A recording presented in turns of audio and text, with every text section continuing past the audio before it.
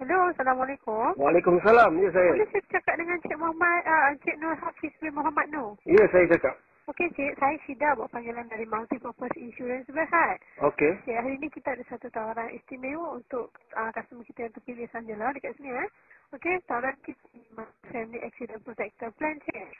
Cik yang merupakan pakej perlindungan lah, di mana kita lindung Cik dan juga keluarga Cik dari segi kemalangan jalan raya dan juga kemalangan domestik, Cik.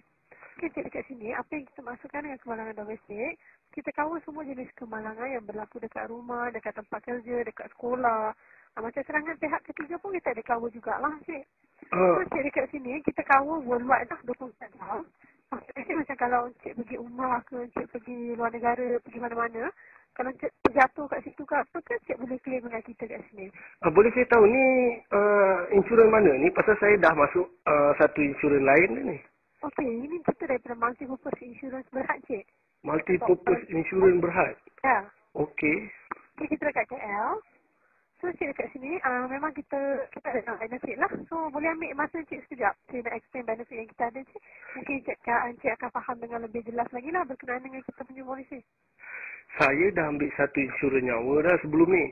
Pasal saya nak insurans nyawa je. Pasal kalau kemalangan ni atau penyakit ni, saya rasa saya susah nak dijangkiti penyakit.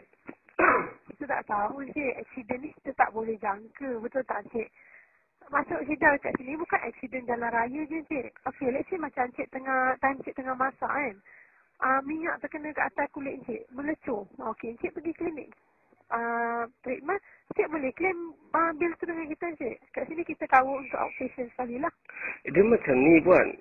Saya rasa kalau setakat minyak ke ataupun saya terpotong jari masa masak tu, saya rasa susah saya nak melecur badan ni ataupun nak jari tu nak terluka. Cik, saya bagi contoh je. Cik, apa? Okey, Cik. Okey, saya nak tanya sikit. Aksiden jalan raya tu Cik boleh jangka ke? Saya tak boleh jangka tak? Saya tak boleh jangka aksiden jalan raya. Tapi kalau aksiden pun saya rasa saya tak ada apa-apa kecederaan. Sebab saya kuat. Ya, Cik? Sebab saya kuat. Alhamdulillah. Yelah, Cik. Yeah. Ni dekat sini, walau kuat macam mana pun, Cik, kalau dah takdir tu, kita tak boleh nak buat apa-apa, betul tak? Ini sebagai perlindungan je untuk kita. Boleh saya tahu nama Puan siapa? Syida.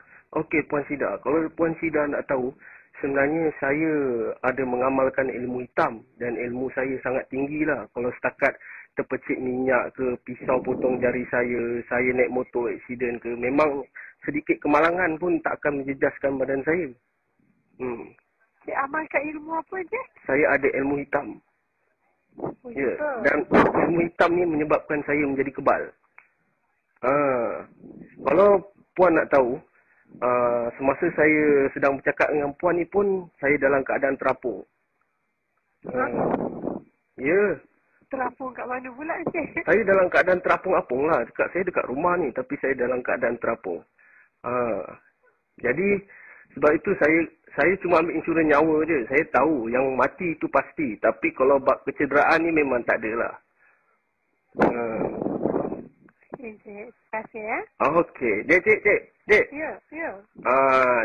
Encik nak belajar atau nak menuntut ilmu hitam sama seperti saya ataupun tidak? Tak pula, Cik. Apa? Terima kasih, ya. Puan. Ya.